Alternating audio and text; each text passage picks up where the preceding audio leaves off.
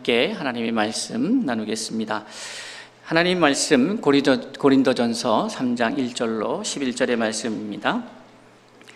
형제들아, 내가 신령한 자들을 대함과 같이 너희에게 말할 수 없어서 육신에 속한 자 곧 그리스도 안에서 어린아이들을 대함과 같이 하노라. 내가 너희를 젖으로 먹이고 밥으로 아니하였노니 이는 너희가 감당하지 못하였음이거니와 지금도 못하리라. 너희는 아직도 육신에 속한 자로다. 너희 가운데 시기와 분쟁이 있으니 어찌 육신에 속하여 사람을 따라 행함이 아니리요. 어떤 이는 말하되 나는 바울에게라 하고 다른 이는 나는 아볼로라에게라 하니 너희가 육의 사람이 아니리요. 그런즉 아볼로는 무엇이며 바울은 무엇이냐? 그들은 주께서 각각 주신 대로 너희로 하여금 믿게 한 사역자들이니라. 나는 심었고 아볼로는 물을 주었으되 오직 하나님께서 자라나게 하셨나니 그런즉 심는 이나 물 주는 이는 아무것도 아니로되 오직 자라게 하시는 이는 하나님뿐이니라. 심는 이와 물 주는 이는 한 가지이니 이나 각각 자기가 일한 대로 자기의 상을 받으리라. 우리는 하나님의 동역자들이요 너희는 하나님의 밭이요 하나님의 집이니라. 내게 주신 하나님의 은혜를 따라 내가 지혜로운 건축자와 같이 터를 닦아두매 다른 이가 그 위에 세우나 그러나 각각 어떻게 그 위에 세울까를 조심할지니라. 이 닦아둔 것 외에 능히 다른 터를 닦아둘 자가 없으니 이 터는 곧 예수 그리스도라. 아멘. 바울 사도가 이 고린도 전서를 기록한 것은 이제 제2차 전도 여행 중에 세워진 고린도 교회, 이 교회를 향하여서 이제 3차 전도 여행 에베소 지역에서 한 머물면서 이 글을 쓰게 됩니다. 그런데 이 고린도가 어떠한 지역이냐라고 했을 때에 로마의 숙주로서 아가야 지방의 수도입니다. 그리고 이 지리적으로는 이 본토와 그 펠레폰네소스라고 하는 그 지역의 그것을 이어주는 아주 요충지죠. 그러니까 이 당시의 요충지라 하면 이것이 군사적인 요충지일 수 있고 여러 가지로 이해할 수 있지만은 특별히 이 고린도는 큰 상업 중심 지역입니다. 그러니까 많은 사람들이 몰리게 되어 있습니다. 무역이 활발하고 돈이 많은 지역이죠. 오늘날로 따지면 도시죠. 많은 사람들이 모여 삽니다. 그러다 보니까 오늘날에도 마찬가지인 것처럼 범죄, 하나님 앞에서 죄악이 관영한 도시다 이렇게 볼 수가 있습니다. 특별히 이 고린도는 우리가 잘 아시는 바와 같이 되게 성적으로 타락한 그러한 도시입니다. 그러다 보니까 바울 입장에서, 그러니까 목회를 하고 있는 목회자 입장에서 참 할 말이 많은 것 같습니다. 우리나라도 뭐뭐스럽다 하는 비유로 약간 폄하하면서 비유로 드는 이야기들이 여러 있는데 당시에 고린도화하다라고 하는 말들이 있었다고 합니다. 이 고린도화하다라고 하는 말은 성적인 부정을 행하다 이렇게 말할 정도로 이 고린도라고 하는 도시 자체가 매우 타락한 도시였습니다. 우리는 그렇게 보지만 당시에 그 사람들은 그것이 일상의 문화라고 이해할 정도로 타락한 것이죠. 그런 곳에 생활하고 있는 성도들을 향한 첫 번째 편지가 바로 이 고린도 전서인 것이죠. 오늘 우리는 고린도 전서 3장을 시작하면서 바울이 매우 중요한 포인트의 이야기를 우리에게 들려주고 있다는 사실을 보게 됩니다. 그것은 무엇인가 하면 지금 이 글을 받고 있는, 이 서신서를 받고 있는 사람들을 바울이 어떠한 영적 수준의 사람들로 평가하고 있느냐의 부분이죠. 형제들아, 내가 신령한 자들을 대함과 같이 너희에게 말할 수 없어서 이렇게 표현을 합니다. 그러니까 바울이 생각할 때에 이 신령한 자들에 속한 자들이 있고, 그 다음에 이어서 나오는 말 속에는 육신에 속한 자, 이런 표현이 등장을 합니다. 신령한 자들이 있고 육신에 속한 자가 있습니다. 육신에 속한 자가 어떠한 자냐? 곧 그리스도 안에서 어린아이들을 대함과 같이 하노라. 어린아이라고 말하는 것이죠. 그런데 여기서 중요한 것은 육신에 속한 자, 신령한 자, 영에 속한 자 이렇게 표현한다면 육에 속한 자가 있을 거 아니에요? 그러니까 육에 속한 자가 있고 육신에 속한 자가 있고 영에 속한 자가 있다는 말이에요. 육신에 속한 자와 영에 속한 자는 모두가 거듭난 자들입니다. 그러니까 예수를 믿고 거듭났어요. 그런데 문제는 어린아이다 이 말이죠. 어린아이라서 어른을 대하듯이 할 수가 없던 것을 그 바울이 지금 안타깝게 생각한다는 거예요. 그러니까 교회 안에 육신에 속한 자가 있고 신령한 자가 있다. 그리고 또 여기서 말하는, 바울이 말하는 교회는 지금 우리가 말하는 서울중심교회 이런 개념이 아니라 고린도 지역에 있는 성도들을 통칭하는 의미입니다. 그러니까 우리 교회에는, 서울중심교회는 그런 의미가 아니라 서울중심교회라고 하는 공식적으로 종교 법인 안에 그 공동체로 등록돼서 생활하고 있는 영적 공동체, 이것을 말하는 것이죠. 그러니까 좀 다른 개념입니다. 왜 이 말씀을 드리냐면, 당시에 고린도 교회 성도 했을 때는 그곳에 거듭나서 하나님 앞에서 참된 신앙인으로서 살아가고려 하고 있는 사람들이 지금의 교회에서 기독교인으로서 살아가고 있는 이 형태의 모습과는 다르게 훨씬 더 그 교회 안에 육적인, 그러니까 예수를 믿지 않으면서도 그 공동체 안에 들어있는 사람들이 더 적은 숫자죠. 지금은 오히려 교회 안에서도 예수를 안 믿는 사람들이 있는 거예요. 그러니까 기독교인으로서 살아가는 것이죠. 근데 당시에는 상황 자체가 예수를 안 믿으면서 내가 그리스도인이라고 하기에는 그들이 잃어버리는 것들이 참 많은 상황이었기 때문에 지금보다도 훨씬 많은 비율이 예수 그리스도를 주로 고백한 이들입니다. 그런데 그 안에 그렇게 오늘 본문의 언어로 우리가 사용하자면 신령한 자들과 어린아이들이 섞여 있는 것이죠. 그런데 대부분 많은 사람들이 어린아이에 속한 자들이 많았다는 거예요. 그러니까 바울의 입장에서는 신령한 자들을 대할 수가 없는 거예요. 그렇게 얘기했다가는 못 알아듣죠. 저 무슨 말인가? 그러니 그 안타까운 마음을 가지고 자기가 경험하고 자기가 깨닫고 자기가 알고 있는 그 신령한 세계에 대한 이야기를 할 수가 없는 안타까움 속에서 어린아이들을 대하는 마음으로 지금 이 글을 쓰고 있다라고 하는 것 같습니다. 그러면서 계속해서 그 안타까움을 얘기하고 있어요.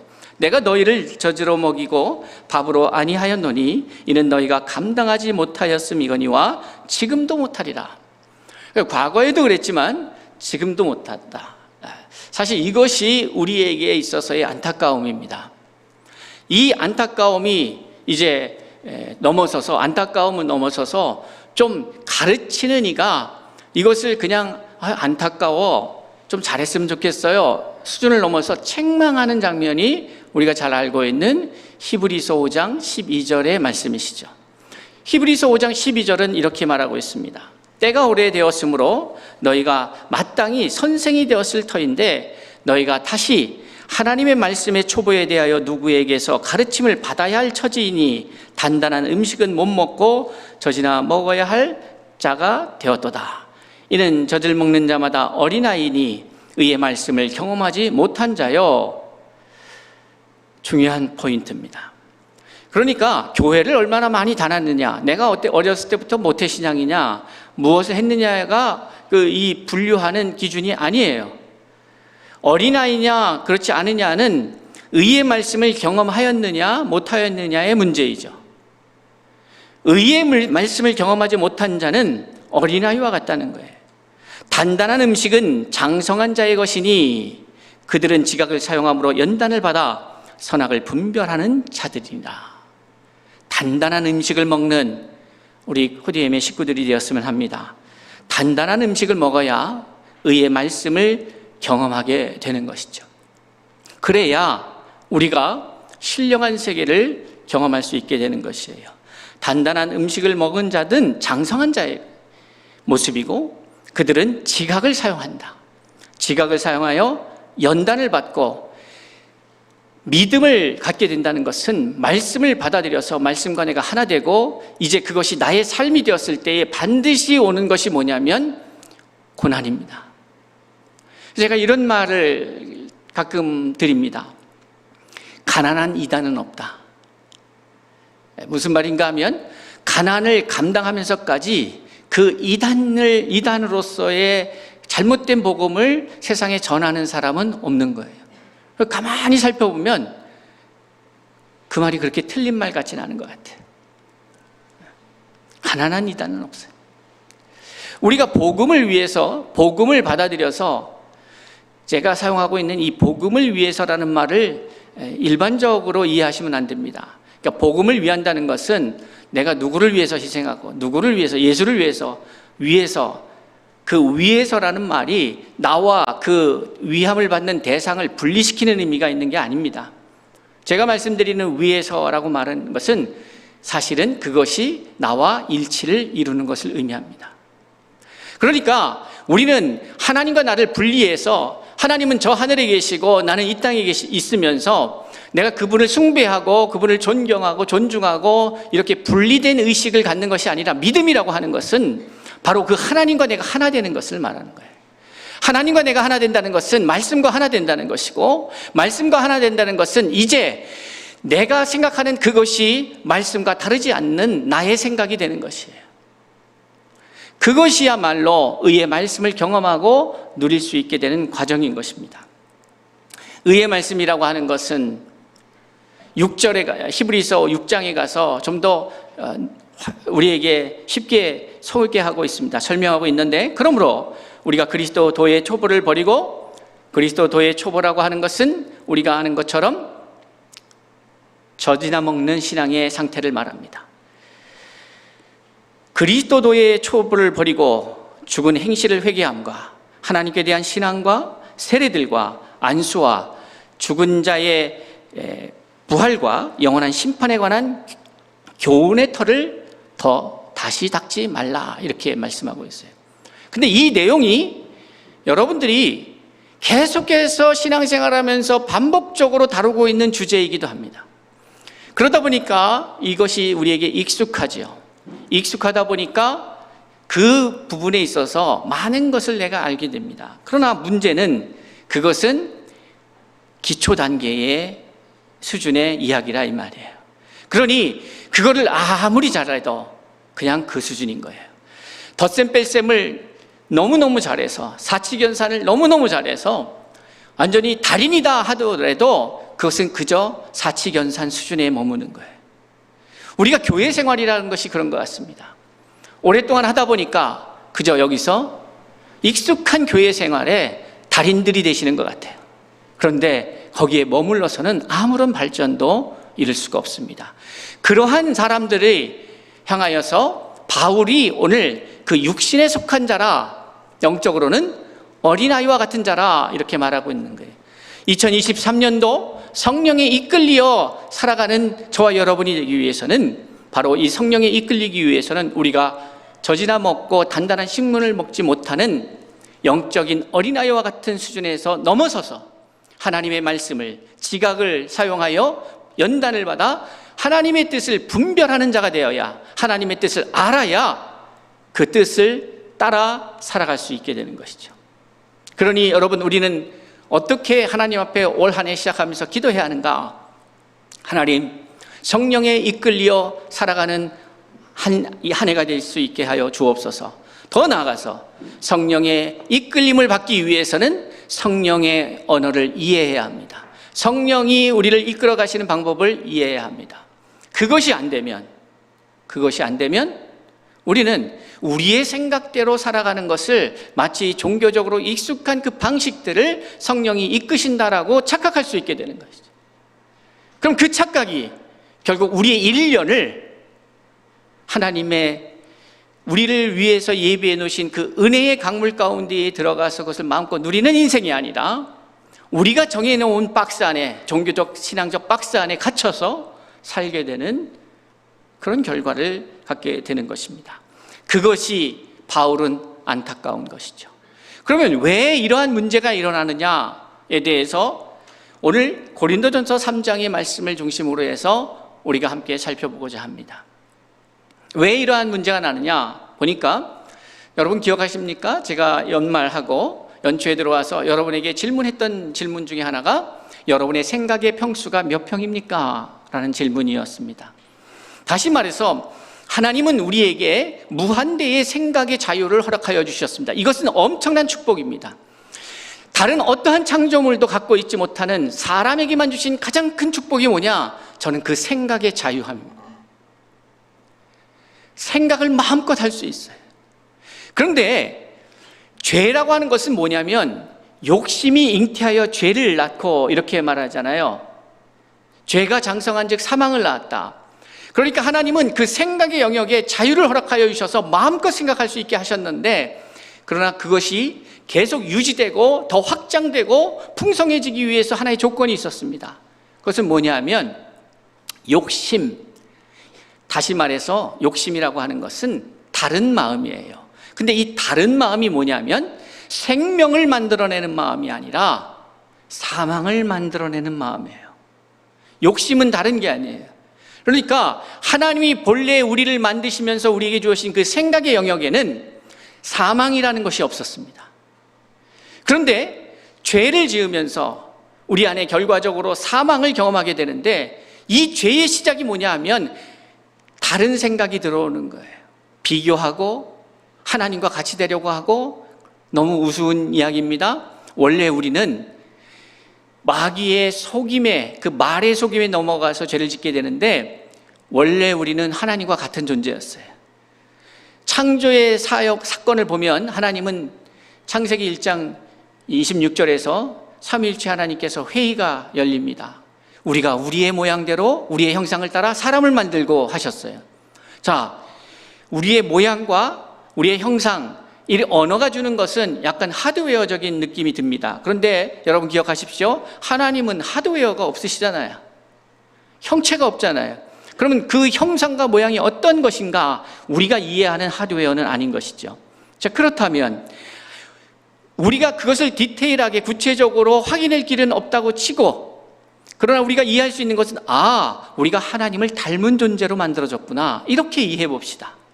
하나님을 닮았다는 거예요. 그런데 그러면 그 안은 어떻게 채워졌느냐?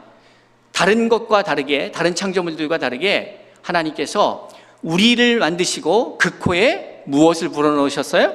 생기를 불어넣었어요. 그러니까 우리의 생명의 기운은 어디로부터 온 거냐? 그건 하나님으로부터 온 거예요.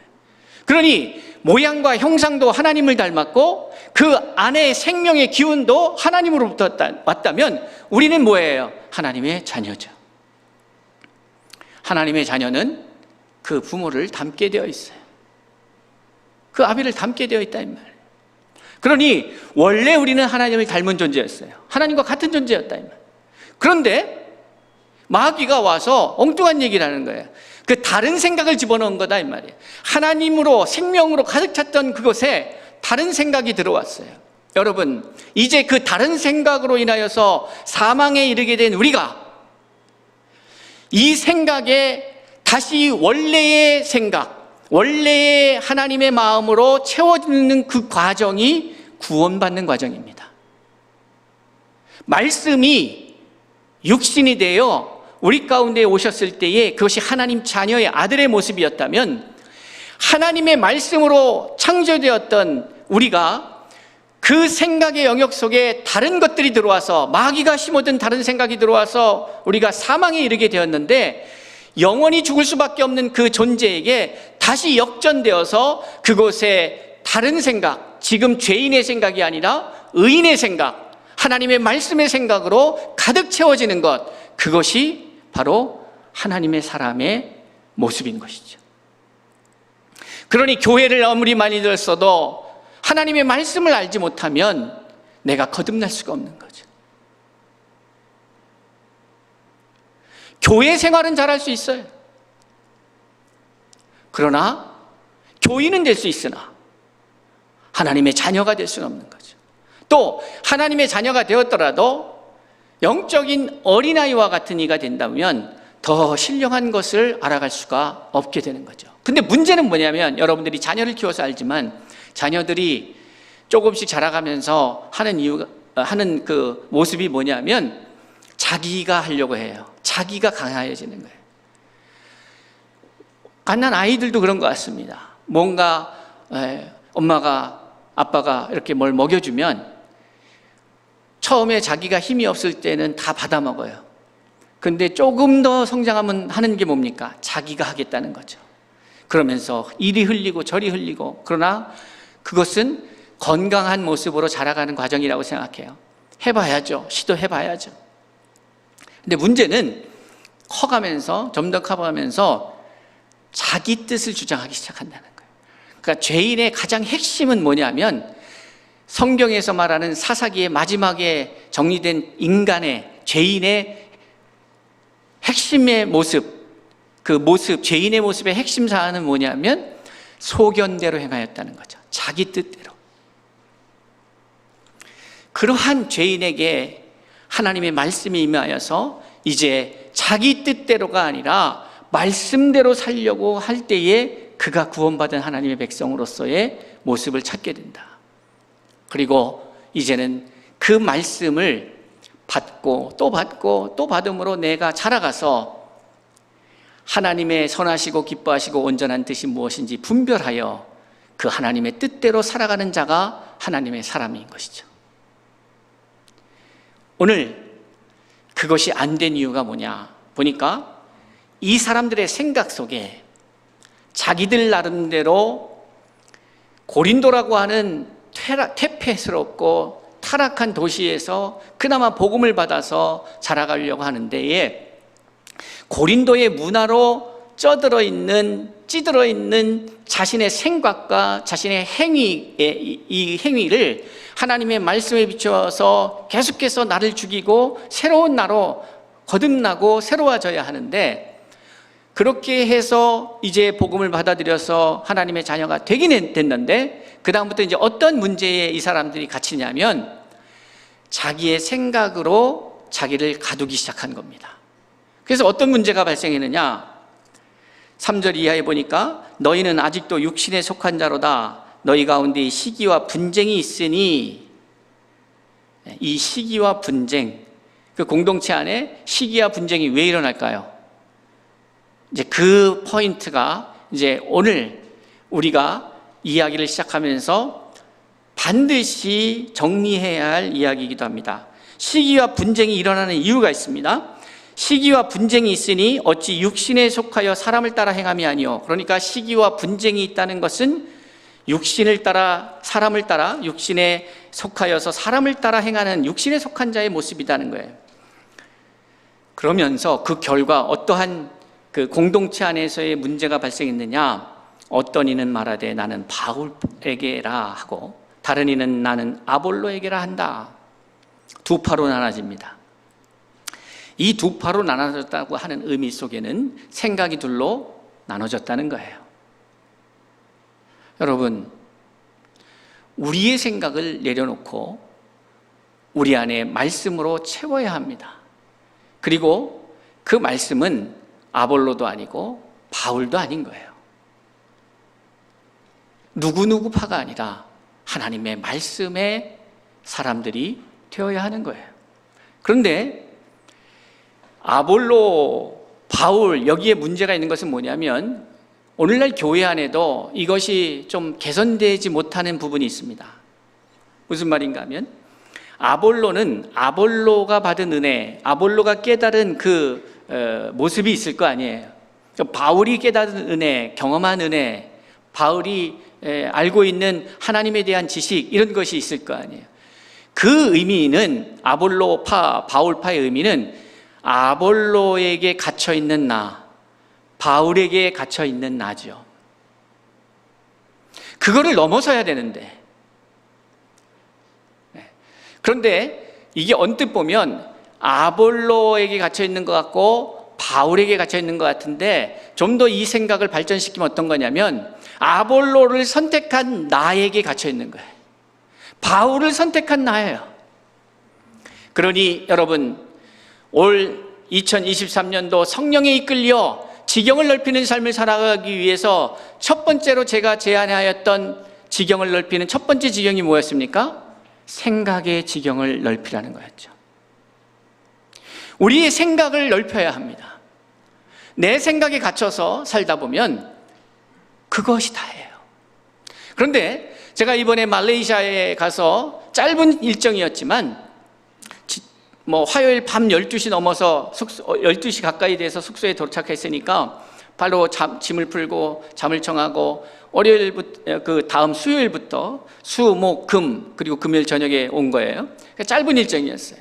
그런데 그 짧은 일정 동안에 제가 이렇게 들으면서 우리 김성민 집사님 가정을 파송한다 하니까 많은 분들이 어르신들은 그런 생각을 갖고 있는 것 같아요. 왜 이렇게 어려운 나라로 가느냐, 후진국으로 가느냐 하는데 말레이시아는 후진국이 아닙니다. 우리 말 잘해야 되잖아요. 외교 분쟁이 생기면 안 되니까 말을 잘해야 될 것 같아요. 말레이시아는 후진국이 아니에요. 저희가 또 센터가 있는 쿠알라룸푸르는 저는 느낌이 약간 이 삼성동 느낌이 나요. 높은 빌딩과 다양한 시설들이 있는 도시예요.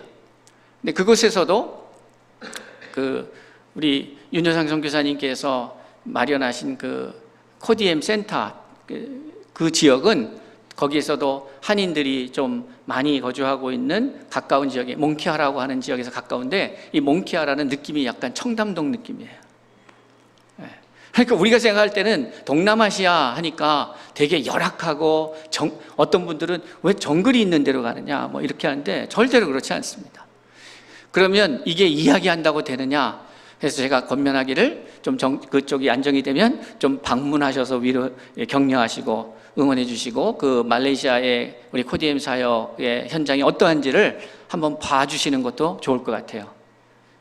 벌써 많은 예약들이 있을 거라고 생각이 되고 보는 것이 중요해요. 우리가 우리 생각에 갇히면 참 재밌는 것이 제가 미국에 살면서 맨하탄 인근에서도 살아보고 맨하탄을 자주 가보고 이렇게 했는데 거기를 안 가본 서부에 있는 사람들이 맨하탄을 더 잘하는 것 같아요. 더 잘 얘기하고 또 어떤 분들은 이민 와갖고 어떤 일을 하면서 그 일 때문에 한 지역에서 벗어나지 못하고 그냥 계속 그렇게만 사는 분들이 있어요. 좀 안타깝기도 하고 안쓰럽기도 합니다. 그런데 보면은 그분들이 이야기할 때에 미국은 말이야 하면서 미국을 얘기해요. 근데 그분들이 말하는 미국은 본인들이 경험한 미국이에요. 본인들이 알고만 있는 미국이에요. 미국은요 50개 주예요. 엄청난 나라예요. 스테이트과 스테이트는 거의 다른 나라 같은 나라예요. 특히 제가 대륙횡단을 하면서 경험해 본 건데 제가 결혼한 필라델피아는 제가 마지막 사역했던 샌디아고하고 제가 드라이브해서 가는데 딱 찍고 0으로 찍고 가봤더니 도착하니까 4,800km예요. 어마어마한 우리 부산으로 한 400km밖에 되지 않지 않나요? 부산에서 신의주를 몇 번 왕복해야 되는 그러한 거리예요. 그런데 제가 느끼는 것은 뭐냐면 다들 미국은 말이야 라고 말씀들 하시는데 다 달라요. 그러니까 내가 경험하고 내가 아는 것 거기에 갇혀 있어요. 근데 제가 신의 목회를 하면서 성도님들도 다 자기 안에 갇혀 있어요. 목사들도 자기 안에 갇혀 있는 거예요. 그러니 자기의 경험을 일반화한다는 것은 대단히 위험스러울 수 있는 거예요.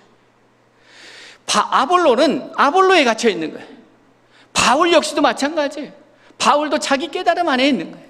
그러니 여러분 우리는 아볼로를 존경하고 바울을 존경하고 이런 것에 머무르지 말고 우리는 예수 바라보며 예수의 자리에까지 나아가기 위해서 우리는 일신울신 해야 되는 것이죠.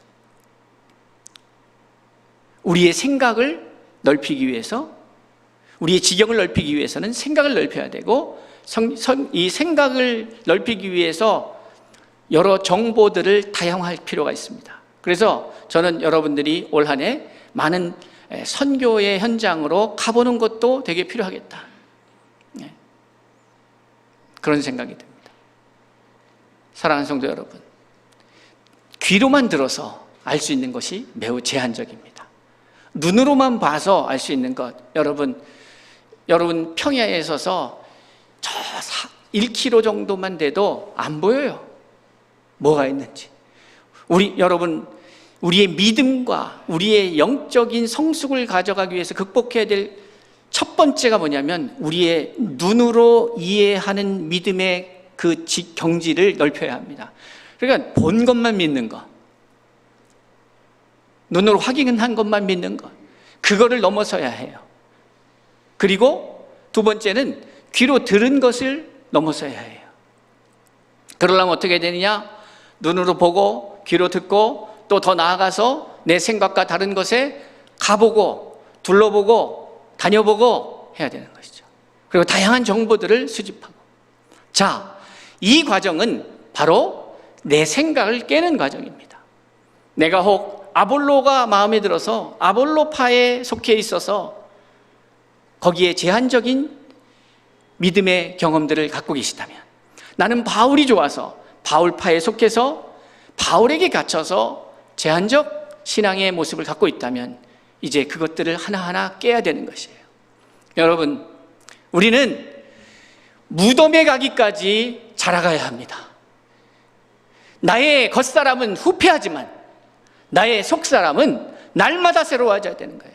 그런데 날마다 새로워진다는 그것을 사회에서는 자기 혁신, 자기 개혁 이런 표현도 하지만, 그것은 매우 어려운 일입니다. 자기하고 싸우는 문제이기 때문에 그렇습니다. 여러분, 저도 올 한 해 제가 목표로 하는 것이 있어요. 다른 목표가 아니에요. 저는 저하고 똑같이 하실 필요는 없지만, 저는 어떠한 규모, 이 스케일을 넓히고 이것이 저에게 숫자를 넓히고 이것은 저에게 그렇게 큰 목표는 아닙니다. 사역적으로 필요에 의해서 그것을 목표를 정하고는 있으나, 그것은 저의 큰 목표는 아닙니다. 저의 큰 목표는 항상 제 자신이 넓어지는 것이 목표입니다. 더 커지는 사람, 더 깊어지는 사람. 그러기 위해서 오늘 내가 해야 할 일은 뭘까? 내 생각을 버리는 것이죠. 여러분은 아볼로에게도, 바울에게도, 베드로에게도, 이충동에게도, 누구에게도 속해 있는 사람들이 아닙니다. 여러분은 하나님의 말씀 안에서 여러분 자신을 계속해서 확장시켜 가야 합니다. 그러나 하나님께서 이렇게 믿음의 공동체로 허락하셨으니까, 이 공동체 안에서 우리가 믿음의 단계들을 잡아가는 것도 필요하겠죠. 누구를 목표로 삼아서, 가시적으로. 그러나 우리의 최종적 목표는 믿음의 주에 온전케 하신 예수를 바라보며 이 그리스도의 장성한 분량에까지 자라가는 것이라고 말씀드릴 수가 있습니다. 생각을 넓혀야 합니다.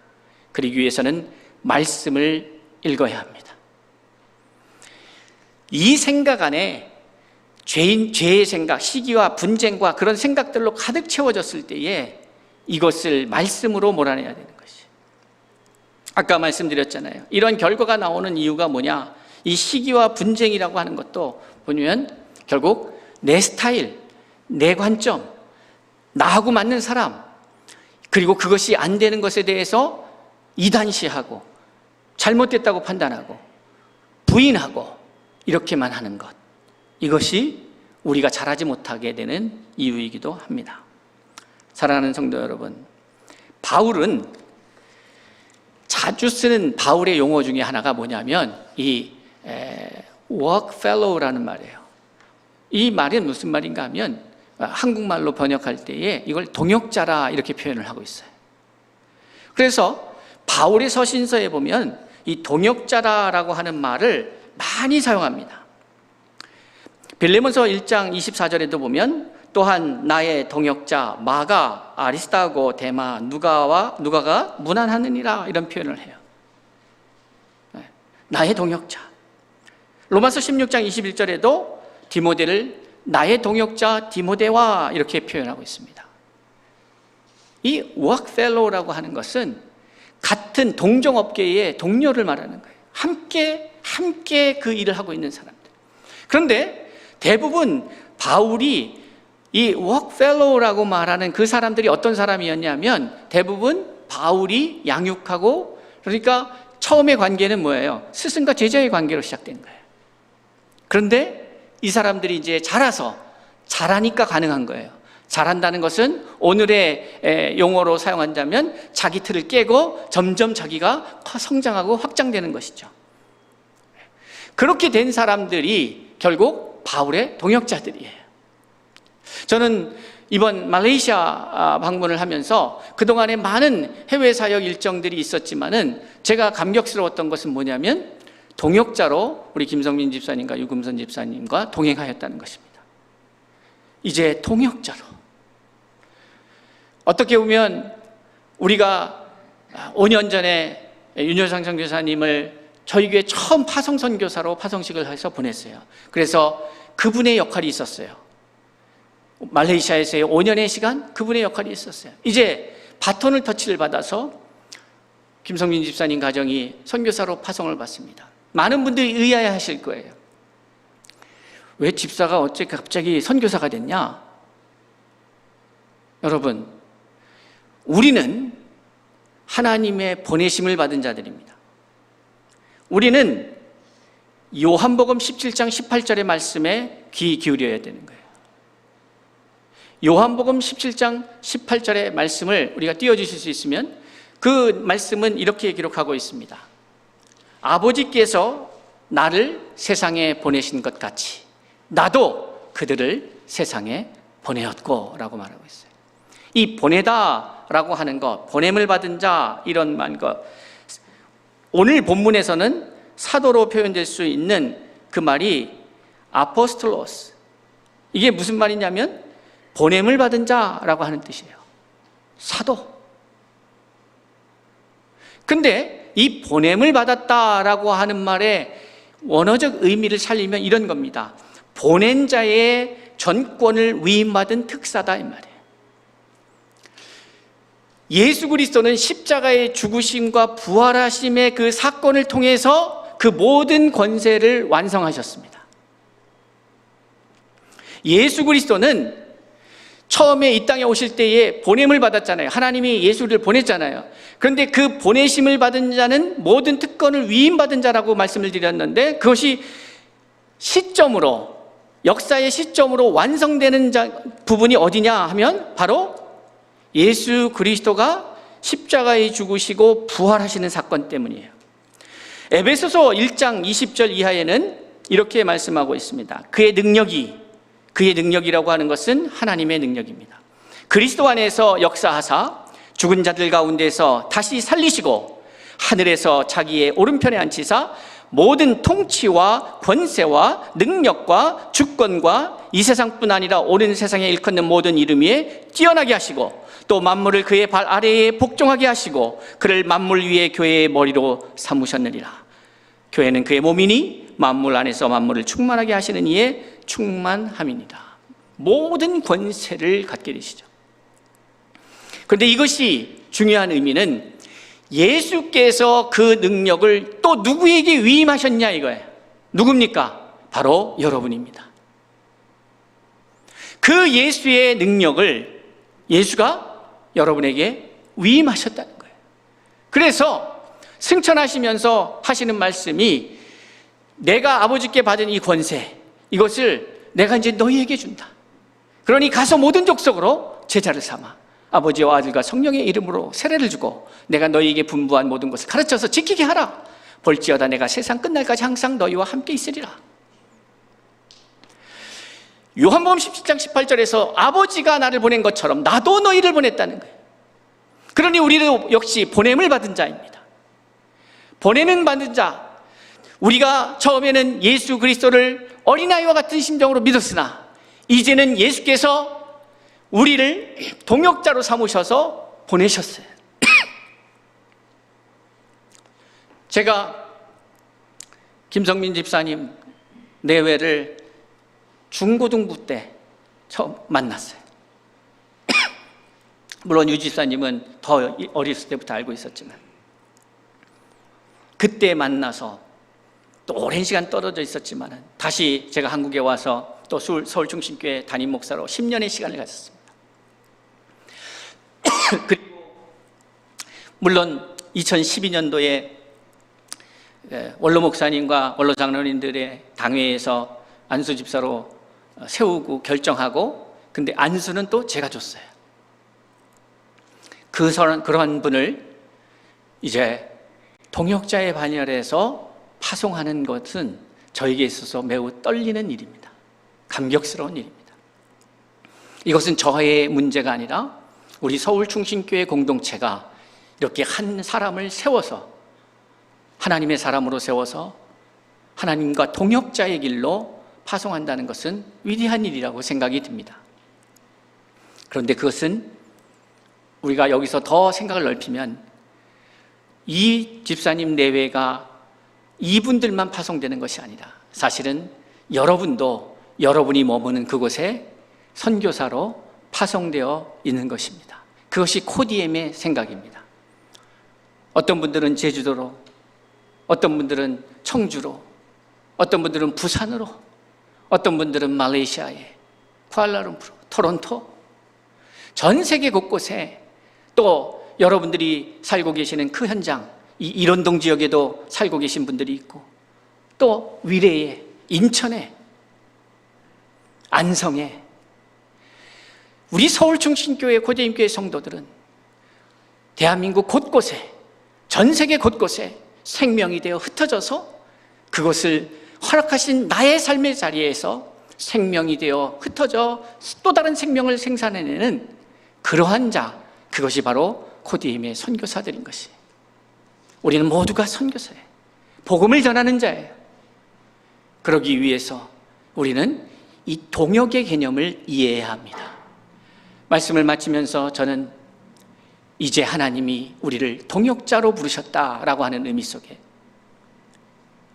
9절에서 바울이 우리는 하나님의 동역자들이다 라고 말했잖아요.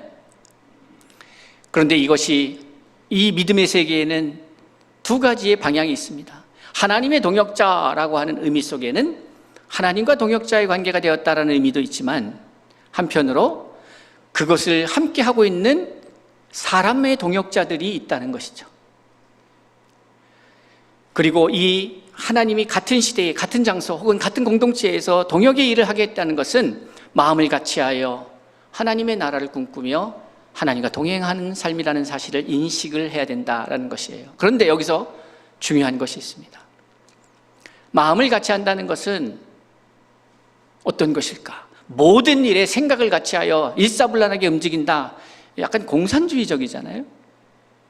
그런 의미가 아니라 하나님께서 코디엠을 통해서, 이 사역을 통해서 깨닫게 하신 그 비밀은 뭐냐 하면, 그 마음을 같이 한데 그 마음은 큰 틀 안에서 하나의 마음입니다. 뭐냐면 생명의 마음이에요.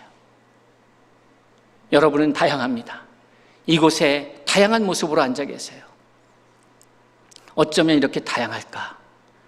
재밌기도 하고, 여러분 사람 구경이 제일 재밌어요. 옷도 다 다양하게 입으셨어요. 그러니 여러분을 만드신 하나님의 뜻을 여러분이 물으셔야 하고, 하나님이 허락하신 삶의 자리에서 그럼 나는 어떠한 모습으로 살아가야 합니까? 나를 꽃피워야 합니까? 그것이 중요한 거예요. 그러나 명확한 것은 그곳에서 살아있느냐 죽어있느냐의 문제인 거예요. 마음을 같이 한다는 것은 단 하나, 생명을 같이 한다, 살아있는 자가 되어 있다라는 의미인 것이죠. 그래서 여러분에게 허락하신 삶의 자리에서 여러분의 모습으로 아름다운 꽃을 피워가는 2023년이 되었으면 합니다.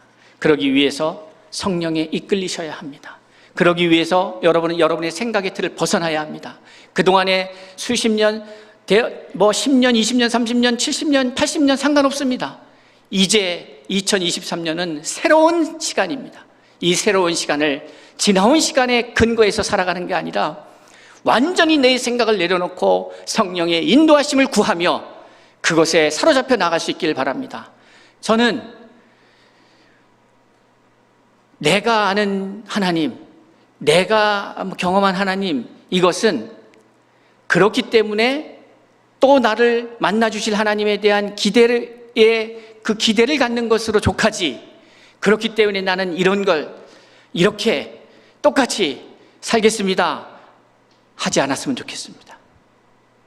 그럼 지금까지 여러분들이 알고 있었던 하나님은 다 내려놓으십시오. 새로운 하나님, 날마다 새로워지신, 우리의 인생 매일매일 분초마다 새롭게 하나님을 알아가도 다 알아갈 수 없는 그 크신 하나님을 그동안의 여러분의 경험 속에 가두어 두지 마시고, 하나님의 동역자로서 우리가 자라가고 있다면, 또 그렇게 자라가야 한다면, 또 동역자로서의 삶을 살아가야 한다면 다른 차원에서 하나님을 경험할 수 있는 한 해가 될 수 있기를 바랍니다. 우리는 하나님의 동역자입니다. 기도하겠습니다.